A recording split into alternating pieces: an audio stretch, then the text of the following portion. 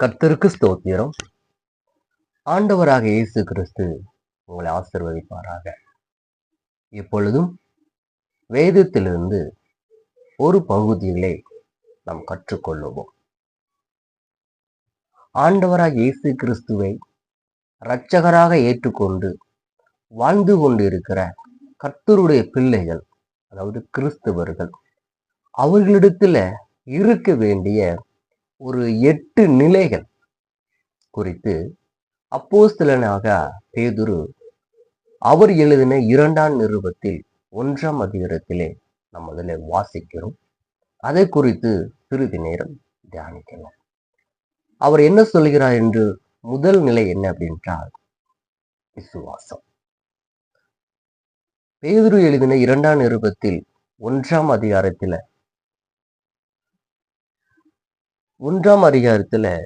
அவர் சொல்கிற விஷயம் 5ஆம் வசனத்துல உங்கள் விசுவாசம், அதாவது விசுவாசத்தோடு உங்கள் தைரியமும். இயேசுவை ஏற்றுக்கொண்ட கர்த்தருடைய பிள்ளைகளுக்கு விசுவாசம் ரொம்ப முக்கியம். வசனம் சொல்கிறது, பொண்ணு அக்கினியினால் சோதிக்கப்படும், அதை பார்க்கிலும் வெளியேற பெற்றதாகிய உங்கள் விசுவாசம் சோதிக்கப்படும்.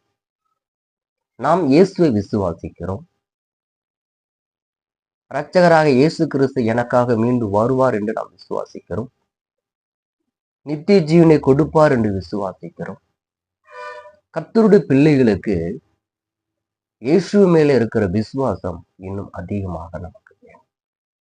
ரொம்ப முக்கியமானதுதான் விசுவாசம். விசுவாசம் இல்லாதபடிக்கு ஒன்றுமே செய்ய முடியாது. தேவனுடைய மகிமையை காண வேண்டும் என்றால் விசுவாசிக்க வேண்டும்.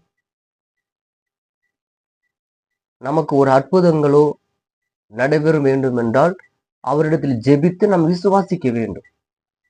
கர்த்தருடைய பிள்ளைகளுக்கு விசுவாசம் ரொம்ப முக்கியமான ஒன்றாக இருக்கிறது. அடுத்து சொல்லுகிறார் தைரியம். தைரியமும் வேணும். விசுவாசத்தோடு தைரியமும் அப்படின்னு சொல்லப்படும் பொழுது விசுவாசம் இருக்கணும். அந்த விசுவாசத்தோடு ஒரு தைரியம் இருக்கு. எனக்கு அவர் செய்வார். அவர் எனக்கு வாக்கு கொடுத்து இருக்கிறார். ஆண்டவரை இயேசு கிறிஸ்து எனக்கு வாக்குத்தத்தம் பண்ணி இருக்கிறார். அது எனக்கு செய்வார் என்கிற விசுவாசமும் இருக்கணும். அதை கூட சேர்ந்த 2வது தைரியமும் இருக்கணும்.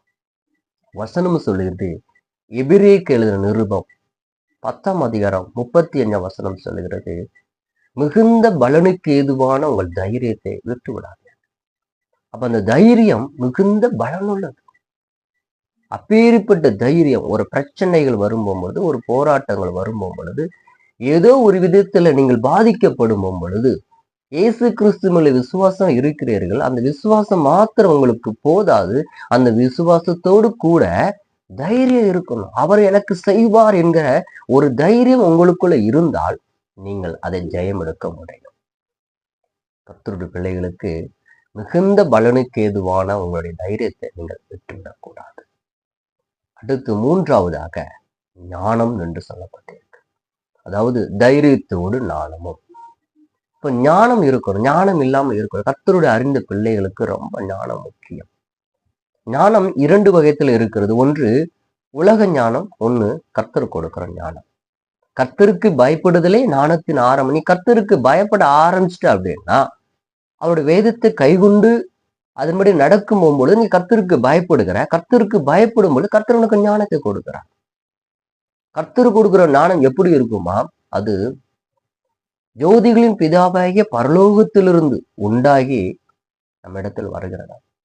அந்த ஞானம் சுத்தமா இருக்குமா, சமாதானமா இருக்குமா, சாந்தமா இருக்குமா, இணக்கம் உள்ளதா இருக்குமா, இரக்கம் உள்ளதா இருக்குமா, நற்கனிகள் நிறைந்ததா இருக்குமா, பட்சபாதம் பண்ணாது, மாயமற்றதாக இருக்காது என்று யாக்கோபு 3ஆம் அதிகாரத்துல 3:17 நமக்கு அவர் தெளிவாக சொல்கிறார். இதுதாங்க பிதாவாகிய தேவன் நமக்கு கொடுக்கிற ஞானம். இதை விட உலகத்தின் ஞானம் இருக்கிறது. அது இதுக்கு எகென்ஸ்டா இருக்கிற எல்லாமே உலகத்திலிருந்து வருகிற ஞானம். கர்த்தருடைய பிள்ளைகளுக்கு 3ஆவதாக இருக்க வேண்டிய நிலை ரொம்ப முக்கியம் ஞானம். அடுத்து 4வதாக அவர் சொல்லுகிறார் இச்சை அடக்கம். ஞானத்தோடு இச்சை அடக்கம். இச்சை அடக்கம் ரொம்ப முக்கியமான ஒன்று. ஏன்னா வசனம் சொல்கிறது, யுத்தங்களும் சண்டைகளும் எதனால் வருகிறது? நீங்கள் இச்சித்து கிடைக்காது இருப்பதினாலே. நம்ம ஒரு பொருள் மேலேயோ ஆசை வைக்கிறோம். ஏதோ ஒரு மேல ஆசை வச்சு நமக்கு எது கிடைக்கல அப்படின்றால் நம்மளுடைய நிலைமைகள், மூர்க்கம், கோபம், சண்டை, சச்சரவு, யுத்தம் அங்கு போய் முடிகிறது. அப்ப இதற்கெல்லாம் காரணம் என்னன்னா இச்சை. அவனவன் தன் தன் சுய இச்சையினாலே இழுக்கப்பட்டு சோதிக்கப்படுகிறான். இச்சையானது கர்ப்பம் தரித்து பாவத்தை பிறப்பிக்கும். பாவம் பூரணமான பொழுது மரணத்தை கொண்டு வரும். ஆரம்பம் என்ன அப்படின்னா இச்சை. இச்சை அடக்கம் என்பது கர்த்தருடைய பிள்ளைகளுக்கு ரொம்ப முக்கியமான ஒன்று. அதற்காக ஆசைப்படக்கூடாதா? நான் இச்சிக்க கூடாது என்று சொல்லவில்லை. நீங்கள் ஒரு பொருள் மேலோ ஒரு காரியத்தின் மேல உங்களுக்கு ஆசை இருக்குது என்றால் தேவன் சமூகத்துல கொண்டு போங்கள். கர்த்தர் சமூகத்தில் உட்கார்ந்து அவரிடத்தில் ஆலோசனை கேளுங்கள். கர்த்தருக்கு சித்தமானால் எங்களுக்கு கொடுங்க என்று கேளுங்கள். கண்டிப்பா ஆண்டவர் கொடுப்பார். கர்த்தருக்கு சித்தம் இல்லாத காரியத்தை நீங்க இச்சிக்காதீர்கள். உங்களுடைய சுய இச்சையினால இழுக்கப்பட்டு மரணத்திற்கு நேராக வழி நடத்தக்கூடாது. இச்சை ரொம்ப முக்கியமான, கர்த்தருடைய பிள்ளைகளுக்கு ரொம்ப ரொம்ப முக்கியமான ஒன்று இச்சை அடக்கம்.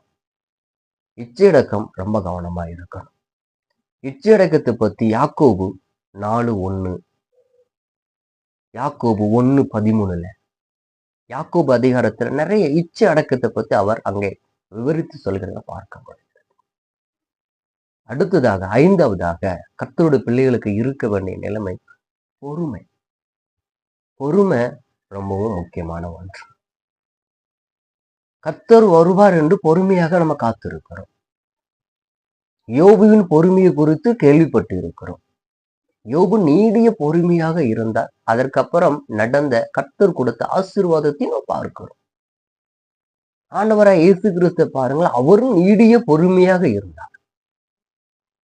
பொறுமை ரொம்ப முக்கியமான ஒன்று. உங்களுடைய விசுவாசம் சோதிக்கப்பட்டு உங்கள் பொறுமை பரீட்சிக்க பார்க்கப்படும். அதனால கர்த்தருடைய பிள்ளைகளுக்கு பொறுமை ரொம்ப முக்கியம். யாக்கோபு அதான் சொல்லுகிறார். யாக்கோபு எழுதின நிருபத்துல 1:3 5ஆம் அதிகாரத்துல 7ஆம் வசனத்திலிருந்து 11ஆம் வசனம் வரைக்கும் அவர் பொறுமையை குறித்து நிறைய சொல்லி இருக்கிறார். அதற்காக சந்தோஷப்படணுமா? உங்களுக்கு ஒரு சோதனை வருது, அந்த சோதனையில என்ன பண்ணுவோம்? விசுவாசம் பரீட்சிக்கப்படும். அந்த பரீட்சிக்கப்படும் போது நீ எப்படி பொறுமையா இருக்கிறாரு அந்த பொறுமை சோதிக்கப்படுகிறது. அப்போ அந்த சோதனை வரும் பொழுது என்ன பண்ணணும்? மிகுந்த சந்தோஷமா இரு. சந்தோஷமா இருக்கும் பொழுது உன் சோதனை வரும், விசுவாசம் சோதிக்கப்படும். நீ பொறுமையா இருக்கும் போது அதை ஜெயம் பண்ண முடியும். பொறுமை ரொம்ப நீடிய பொறுமை வேணுங்க நமக்கு. பொறுமை இல்லை என்றால் ஒன்றுமே செய்ய முடியாது. மற்றவர்களுக்கு இருக்கோ இல்லையோ, கர்த்தருடைய பிள்ளைகளுக்கு பொறுமை ரொம்ப முக்கியமானது. அடுத்து 6வதாக வசனம் சொல்கிறது தேவ பக்தி. தேவ பக்தி ரொம்ப முக்கியம். இன்னைக்கு இயேசுவை ஏற்றுக்கொண்ட பிள்ளைகள் பொருளாசைக்காகவும் பரிதானத்திற்காகவும் தெய்வ பக்தியா நடக்கிற எத்தனையோ கள்ள தீர்க்க தரிசிகள், கள்ள போதர்களும் பார்க்க நேரிடுகிறது. இது தெய்வ பக்தி அல்ல. தெய்வ பக்தியின் வேஷத்தை தரித்து கொண்டு இருக்கிறவர். இவர்களை என்ன செய்யணும்? நம்ம வகையறுக்கணும். இவர்களை என்ன பண்ணும்? வேறு பிரிக்கணும். பொருளாசைக்காக கர்த்தருடைய ஊழியத்தை செய்கிற எத்தனையோ ஊழியக்காரர்கள் இருக்கிறார்கள். ஆனா வசனம் சொல்கிறது தெய்வ பக்தி எதுவாம் சொல்கிறது பார்த்தீங்கன்னா, திக்கற்ற பிள்ளைகளையும் விதவைகளையும் அவர்கள் படுகிற உபத்திரவத்தில் அவர்கள் விசாரித்து உலகத்தாரால் கரைபடாத படிக்க தன்னை பார்த்து கொள்வதுதான் பிதாவாகிய தேவனுக்கு ஏற்ற பக்தியா. யாக்கோபு அவர் எழுதின நிருபத்துல 1ஆம் வசனம் 27ஆம் வசனம் 1ஆம் அதிகாரம் 27ஆம் வசனம் நமக்கு சொல்கிறார். தெய்வ பக்தியா இருக்கணுங்க. தெய்வ பக்தி இல்லாம ஒன்றுமே செய்ய முடியாது. தெய்வ பக்தியும் முக்கியம். ஆனால் இதுதான் தேவனுக்கு ஏற்ற பிரியமான தெய்வ பக்தி. அடுத்து சகோதர சிநேகம். சகோதர சிநேகமும் அதாவது தேவ பக்தியோடு சகோதர சிநேகம் இருக்கணுங்கிறார். பேதுரு. அப்ப அந்த சகோதர சிநேகம் ரொம்ப முக்கியம். ஏன்னா நம்மளை நேசிக்கிற மாதிரி மற்றவர்கள் நேசிக்கணும். ஆண்டவர் இயேசு கிறிஸ்து நம்மளை எதற்காக அழைத்திருக்காரு? அவரோட ஐக்கியமா இருப்பதற்கு. நாம் சகோதரிடத்துல ஐக்கியமாக இருக்கணும். அதற்காக தான் ஆண்டவர் நம்ம அழைச்சிருக்கிறார். நம்ம இடத்துல சகோதர ஐக்கியம் இருக்கணும். இயேசு பாருங்க, தன்னை காட்சி கொடுத்த யூதாச காரியத்தை குறித்து சிநேகிதனே என்று சொல்றார். அவர் எவ்வளவு நேசிக்கிறார், எவ்வளவு நேசிக்கிறார் பாருங்க. அவர்தான் இதற்கு நமக்கு சகோதர சிநேகத்துக்கு எடுத்துக்காட்டு ஆண்டவர் இயேசு மாத்திரம்தான். அப்படிப்பட்ட சகோதர சிநேகம் கர்த்தருடைய பிள்ளைகளுக்கு நமக்கு வேணும். அடுத்த வேதம் சொல்லுகிறது சகோதர சிநேகத்தோட அன்பையும் கூட்டி வழங்கணும். அன்புங்க, அன்பை பத்தி சொல்ல வேண்டியதே கிடையாது. பேதுரு சொல்லும் போது சொல்லுகிறார், 1 பேதுரு 4:8 அன்பு திரளான பாவங்களை மூடும். அன்பு குறித்து நிறைய இருக்கு. கொரிந்தியர்ல ஒரு அதிகாரமே இருக்குது.